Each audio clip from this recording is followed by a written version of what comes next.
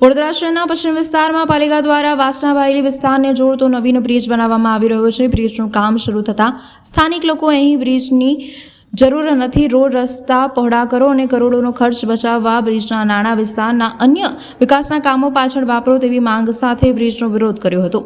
ત્યારે પાલિકા તંત્રએ લોકોની રજૂઆતને ગણકાર્યા વિના ઝડપથી બ્રિજના કામ શરૂ કર્યું હતું. હાલ બ્રિજના અંતર્ગત આવતા સર્વિસ રોડની હાલત અત્યંત બિસ્માર છે. અહીંનો સર્વિસ રોડ ઉબડખાબડ થઈ જતા અહીંથી પસાર થઈ રહેલા ખાસ કરીને દ્વિચક્રી વાહન ચાલકોને ખૂબ જ તકલીફનો સામનો કરવો પડી રહ્યો છે. અહીં સર્વિસ રોડ પર ખૂબ જ મોટા વાહનો પસાર થવા હોવાથી ખૂબ જ ધૂળની ડમરીઓ પણ ઉડી રહી છે, જેથી સર્વિસ રોડ પાસે ધંધો વ્યવસાય કરતા દુકાન ચાલકોને આખો દિવસ ધૂળની ડમરીઓથી હેરાન થવું પડે છે. અહીંના સ્થાનિક લોકોની માંગ છે કે જે રીતે ખોડિયાલનગર 4 રસ્તા અને મહાવીર હોલ 4 રસ્તા પાસે એક તરફનો માર્ગ બંધ કરતા અગાઉ બીજી બાજુનો રસ્તો યોગ્ય રીતે કરી દેવામાં આવ્યો હતો, તે પ્રકારે વાસણાભાયલી બ્રિજ બનાવવા પાટિયા મારવા પહેલા પાલિકાએ અહીં સર્વિસ રોડ સુચારુ રૂપે યોગ્ય કરી દેવો જોઈએ, જેથી આ વાહન ચાલકોને મુશ્કેલી ન સર્જાય. પરંતુ કોઈનો અકસ્માત જો થાય છે તો અને કોઈ નાગરિકનો જીવ જાય છે તો તેની જવાબદારી શું પાલિકા